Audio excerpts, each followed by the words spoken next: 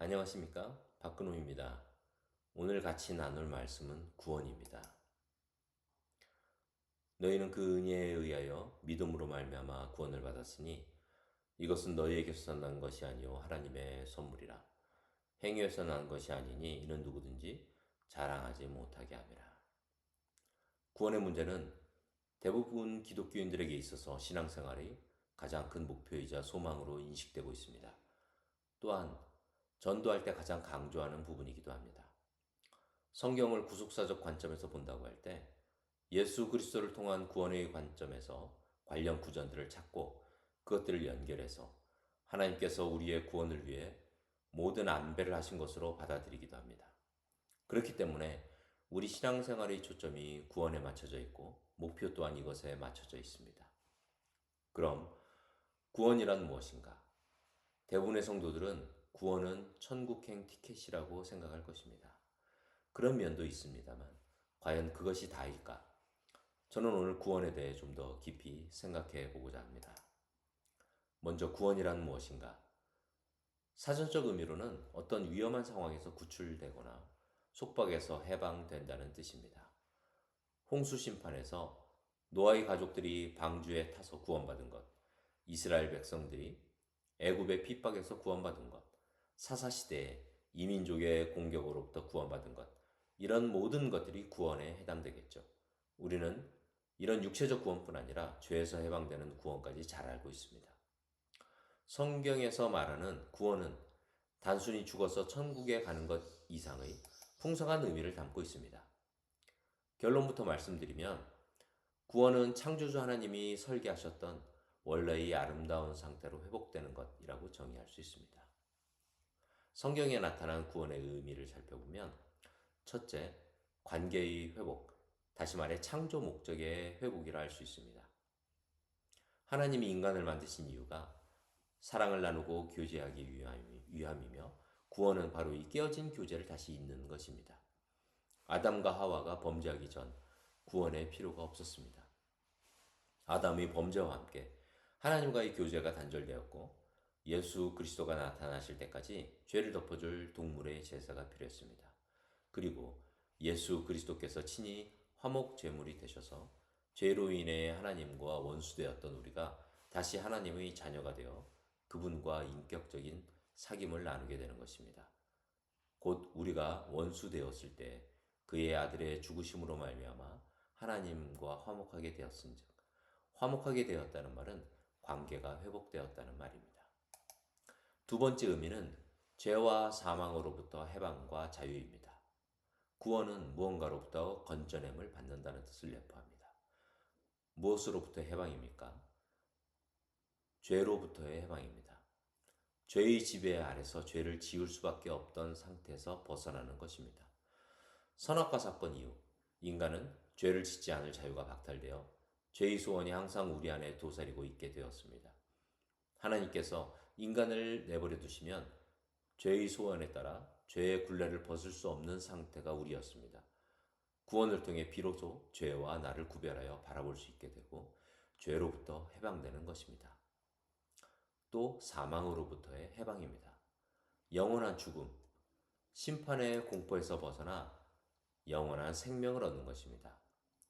처음 사람의 범죄로 결코 죽지 않으리라는 뱀의 유혹과 달리 인간은 죽음이라는 관문 앞에 누구나 서게 되었습니다. 죽음은 하나님의 창조 계획에 있지 않았습니다. 하나님께서 창조하시면서 유통기한을 두고 창조하신 것이 아니었습니다. 에버그린의 상태로 창조하신 것입니다. 여기에 죄라는 불순물이 섞이게 되면서 유통기한이 있는 존재가 되었습니다. 이를 다시 회복시키는 것이 구원입니다. 이는 예수 그리스도 안에 있는 생명의 성령의 법이 죄와 사망의 법에서 너를 해방하였습니다. 세 번째는 새로운 피조물로 변화하는 것입니다. 구원은 단순히 겉모습이 바뀌는 것이 아니라 존재의 본질이 바뀌는 사건입니다. 그리스도 안에 있으면 이전의 나는 죽고 하나님의 생명을 가진 새로운 존재로 다시 태어나는 것입니다. 그런즉 누구든지 그리스도 안에 있으면 새로운 피조물이라 이전 것은 지나갔으니 보라 새 것이 되었도다. 아직 우리는 불완전한 회복으로 살고 있지만 그리스도 안에 있는 사람들은 새로운 피조물로 선언되고 공표된 존재입니다. 하지만 하나님의 나라에서는 완전한 새로운 피조물이 되는 자, 이것이 구원입니다. 마지막으로 만물의 회복입니다. 구원은 개인의 영혼에만 국한되지 않습니다. 죄로 인해 함께 고통받던 온 우주와 만물이 하나님의 영광스러운 질서 안으로 돌아가는 것을 포함합니다. 아담의 범죄로 저주받은 땅이 하나님의 통치 아래 완벽한 조화를 이루게 되는 것입니다. 피조물도 썩어짐의 종노릇한 데서 해방되어 하나님의 자녀들의 영광의 자유에 이르는 것이니라. 보이지 않는 하나님의 말씀이 우리 안에 들어와 보이는 우리의 삶을 완전히 바꿔놓는 것, 이것이 성경이 말하는 가장 역동적인 구원의 의미입니다. 그러면 우리는 어떻게 구원을 얻습니까? 먼저 은혜를 선물로 받아들이면서 시작됩니다. 구원은 우리가 착한 일을 많이 해서 얻는 보상이 아니라 하나님께서 거저 주시는 선물입니다. 이 선물을 받아들일지 거부할지는 우리에게 달려 있습니다. 너희는 그 은혜에 의하여 믿음으로 말미암아 구원을 받았으니 이것은 너희에게서 난 것이 아니요 하나님의 선물이라. 선물을 받아들이는 유일한 길은 예수 그리스도를 믿는 것입니다. 성경은 구원의 유일한 통로로 예수 그리스도를 제시합니다. 하나님의 아들이 인간의 죄를 대신해 죽으시고 부활하셨다는 사실을 믿는 것입니다. 예수께서 이르시되 내가 곧 길이요 진리요 생명이니 나로 말미암지 않고는 아버지께로 올 자가 없느니라. 구원의 첫 단계는 인간이 스스로의 힘으로는 죄의 문제를 해결할 수 없는 존재임을 깨닫는 것입니다. 하나님 앞에서 우리 모두가 죄인임을 인정하는 단계입니다. 하나님을 대면할 때 우리는 우리가 죄인이라는 것을 깨닫습니다. 이르되 때가 찼고 하나님의 나라가 가까이 왔으니 회개하고 복음을 믿으라 하시더라. 믿음은 내면의 확신에서 시작하여 인격적인 고백으로 완성됩니다. 내가 만일 내 입으로 예수를 주유로 시인하며 또 하나님께서 그를 죽은 자 가운데서 살리신 것을 내 마음에 믿으면 구원을 받으리라. 여기서 믿는다는 것이 어떤 것인지, 입으로 시인한다는 것이 어떤 의미인지 깊이 생각해 봐야 하지만 이는 다른 기회에 다루도록 하겠습니다. 그러면 구원은 누가 얻는가?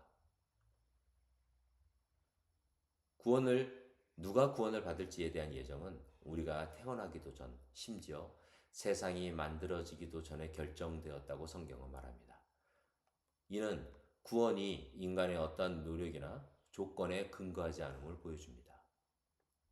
에베소서 1장 4절에서 5절에 곧 창세전에 그리스도 안에서 우리를 택하사 그 기쁘신 뜻대로 우리를 예정하사 예수 그리스도로 말미암아 자기의 아들들이 되게 하셨으니 구원은 우연히 일어난 사고가 아니라 하나님의 치밀하고 영원한 계획 안에 있다는 것입니다.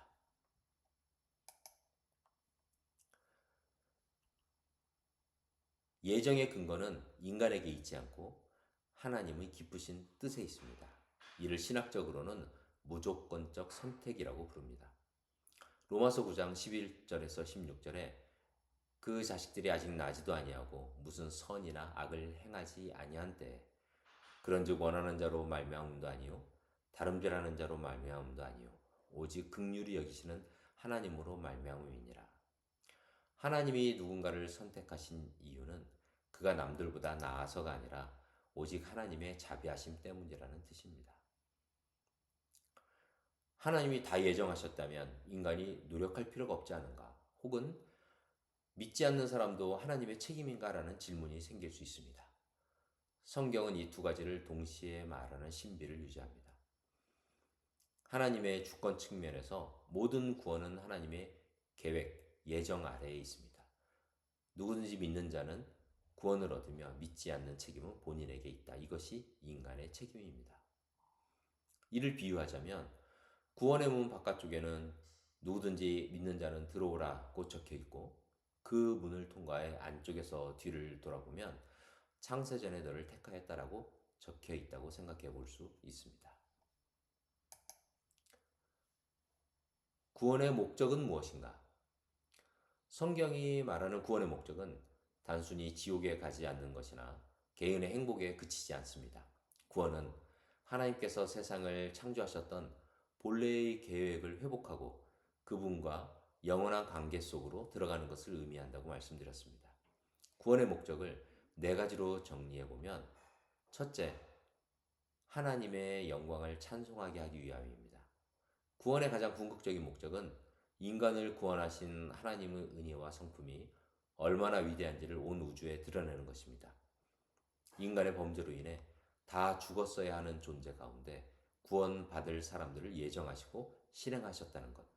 이런 하나님의 위대함을 찬송하는 것입니다.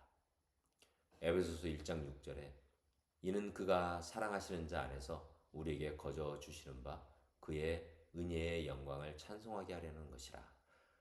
구원받은 사람의 삶 자체가 하나님의 선하심을 보여주는 전시물이 되는 것입니다.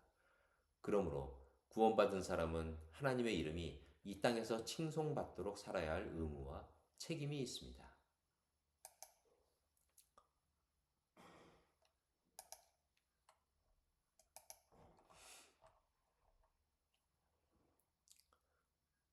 둘째로는 깨어진 관계의 회복입니다.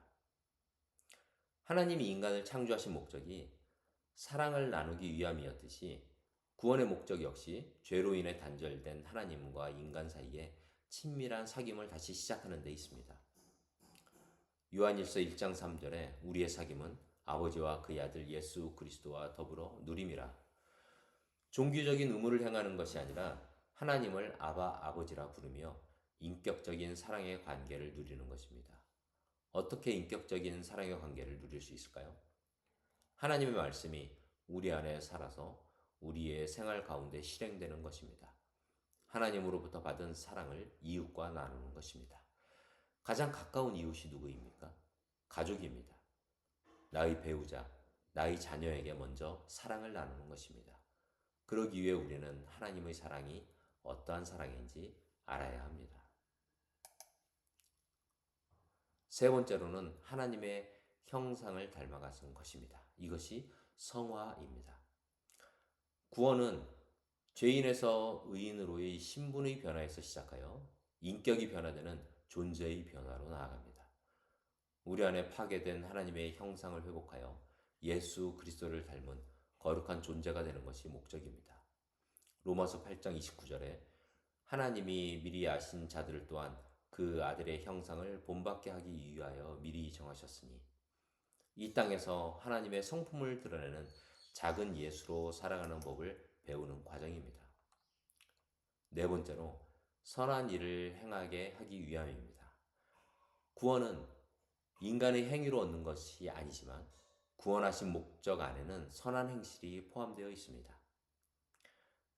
하나님 나라의 가치를 이 땅에 실현하는 대리자로 부르신 것입니다. 에베소서 2장 10절에 우리는 그가 만드신 바라 그리스도 예수 안에서 선한 일을 위하여 지으심을 받은 자니 세상 속에서 빛과 소금의 역할을 하며 하나님의 다스림을 나타내는 삶을 사는 것입니다. 요약하자면 구원의 목적은 나를 중심으로 살던 존재가 하나님 중심으로 옮겨가서 그분의 사랑 안에서 온전해지고 그분의 영광을 세상에 비추는 것이라고 할 수 있습니다. 우리 중 어떤 분들은 교회에서 하는 많은 성경 관련 공부들을 접해 보았을 것입니다. 대부분의 성경 공부 교재의 첫머리를 차지하는 부분이 구원의 확신입니다. 구원의 확신은 흔들리지 않는 믿음을 유지하기 위한 닭과 같은 역할로 인식됩니다. 우리가 신앙생활을 하면서 내가 구원 받았나 말았나 매일 왔다 갔다 하는 것도 문제겠지요. 그렇기 때문에 기복이 없는 신앙생활을 유지하기 위해서 구원을 확신하는 것도 중요하다고 생각합니다. 우리가 어떤 경우에 확신이 필요할까요? 질문을 조금 바꿔서 우리가 어떤 경우에 부부간의 사랑의 확신이 필요할까요? 받는 사람 입장에서는 저 사람이 나를 사랑하는 것이 맞나 할 때일 것이고, 주는 사람의 입장에서는 저 사람이 나의 사랑을 느끼지 못하는가 할 때일 것입니다. 어느 쪽이든 사랑의 교통이 원활치 않을 때 사랑의 확신이 필요하다고 느낄 것입니다. 다시 원래의 질문으로 돌아가 보면 사랑의 입장에서는 나한테 구원을 준 것이 맞나 하는 생각이 들 때일 것이고, 하나님의 입장에서는 내가 준 것을 느끼지 못하는가 일 때일 것입니다. 구원은 선물로 받는다고 성경은 말씀하고 있습니다. 아버지를 보러 갈 때마다 아버지의 유산을 바라보고 기대하며 간다면 어떨까요? 아버지의 음성을 듣고 아버지를 느끼고 아버지의 뜻을 받들고 이런 마음으로 아버지를 보러 갈 때 아버지가 자신의 유지를 받들고 지속할 수 있는 자녀에게 주시는 것이 유산 아닐까요? 구원도 이런 자녀된 자에게 주시는 선물 아닐까요? 그렇다면 우리의 시선은 어디로 향해야 할까요? 구원의 확신에 향하는 것이 맞을까요? 하나님의 음성을 듣고 하나님을 느끼고 하나님의 뜻을 알고 그 뜻을 이 땅에서 실현코자 하는 사람에게 주어지는 선물이 구원 아닐까요? 이런 사람에게 구원이 확신이 필요할까요? 이미 내 안에 그분의 말씀이 계시고 내가 그분의 뜻을 행하고 있는데 구원은 우리의 상급이 아닙니다. 이 땅에서 하나님과 동행한 사람들에게 하늘에서도 동행할 수 있는 자격이 주어지는 것이 구원이라 생각하지 않습니까? 저는 세 가지 질문을 우리 앞에 놓고 생각해 보고자 합니다. 아버지 앞에서 아들이 자신의 아들됨을 확신해야 하는가? 그것도 여러 차례. 구원받지 못한 사람도 구원의 확신을 가질 수 있는가? 구원받은 사람도 구원의 확신을 가지지 못할 수 있는가? 저는 우리가 구원의 확신이 있는 사람이 되기보다 하나님께서 너는 나의 사람이다 라는 하나님의 확신이 되는 사람이 되기를 소망합니다.